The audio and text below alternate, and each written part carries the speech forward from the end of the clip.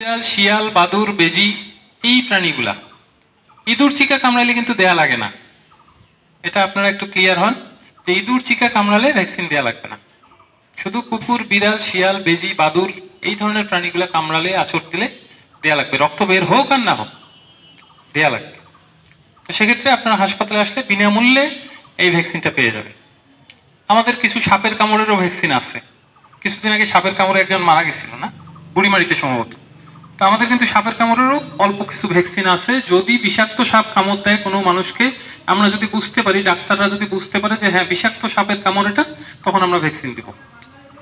Vaccine দেওয়ার পর হয়তো বা রংপুর রেফার করব, আমাদের এই মুহূর্তে আছে। তো যাই হোক, এর বাইরে বলি, গরিব মানুষের জন্য আমাদের স্বাস্থ্য বিভাগের বেশ কিছু সুবিধা সরকার থেকে দেয়া হয়েছে। যেমন গর্ভবতী কোনো নারী ডেলিভারির সময় তার যদি পাটগ্রাম থেকে রংপুর যাওয়ার দরকার হয়, পাটগ্রাম হাসপাতাল থেকে রংপুর মেডিকেল কলেজ হাসপাতাল হোক অথবা পাটগ্রাম হাসপাতাল থেকে লালমোহন জেলা হাসপাতাল হোক, অ্যাম্বুলেন্স ভাড়া ফ্রি করার একটা সুযোগ আছে। ফ্রি করে দেওয়া যাবে, কোনো অ্যাম্বুলেন্স ভাড়া লাগবে না। শুধুমাত্র, তবে এখানে একটা শর্ত আছে, সরকারি হাসপাতাল থেকে সরকারি হাসপাতাল যেতে হবে। কোনো ক্লিনিকে গেলে কিন্তু ফ্রি হবে না। আপনারা পাটগ্রাম হাসপাতাল থেকে যদি রংপুর মেডিকেলে যান তাহলে ফ্রি, কিন্তু কোনো ক্লিনিকে গেলে ফ্রি করার সুযোগ নেই। তো এরকম কিছু সুযোগ আছে। আমাদের হতদরিদ্র এবং গরিব মানুষের জন্য আরেকটা সুযোগ আছে। এখানে সমাজসেবার একজন আছেন প্রতিনিধি। আমাদের রোগী কল্যাণ তহবিল নামে একটা ফান্ড আছে। যারা ওষুধ কিনতে পারে না, আপনারা জানেন যে হাসপাতালে সব ওষুধ পাওয়ার সুযোগ নেই, সব ওষুধ পাওয়া যাবে না। মনে করেন ডাক্তার 5টা ওষুধ লিখলো, 3টা হাসপাতালে আছে বা 4টে আছে, একটা নাই, ওইটা আপনাকে বাইরে থেকে কষ্ট করে কিনতে হবে। যারা ওইটাও কিনতে পারবে না, তাদের জন্য আমাদের একটা সুব্যবস্থা আছে। আমরা রোগী কল্যাণ তহবিল থেকে হাসপাতালে ভর্তি রোগী যারা, বিশেষ করে ভর্তি রোগী, তাদেরকে আমরা ওই বাইরের যে ওষুধটা কেনা লাগবে এইটাও আমরা সাপোর্ট দিতে পারি সমাজসেবার মাধ্যমে, ওই রোগী কল্যাণ তহবিলের মাধ্যমে বিনামূল্যে। এটারও আমাদের একটা ফান্ড আছে, আমরা দিচ্ছি, কিন্তু একটু চলমান, অনেকে জানে না জন্য আমি বলছি। তো এইরকম অনেক সুযোগ আছে।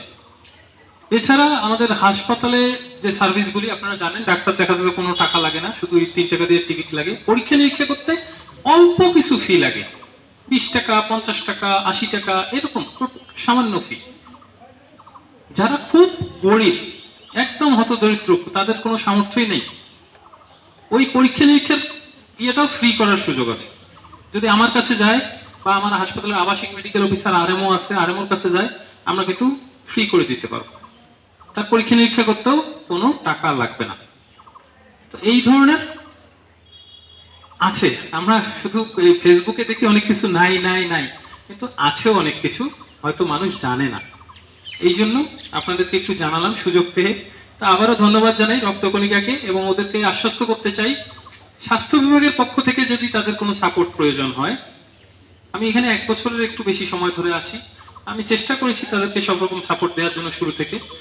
ভবিষ্যতেও আমি যতদিন আছি, তাদের যদি কোনো সাপোর্টের প্রয়োজন হয়, তাদের শুধু না, আপনাদেরও কোনো যদি চিকিৎসা সংক্রান্ত কোনো সাপোর্টের প্রয়োজন হয়, কোনো সহযোগিতা, একটু শুধু জানাবেন, আমি আমার পক্ষ থেকে সর্বোচ্চ চেষ্টা করবো আপনাদেরকে সেবা দেওয়ার জন্য। সবাই ভালো থাকবেন, ধন্যবাদ সবাইকে।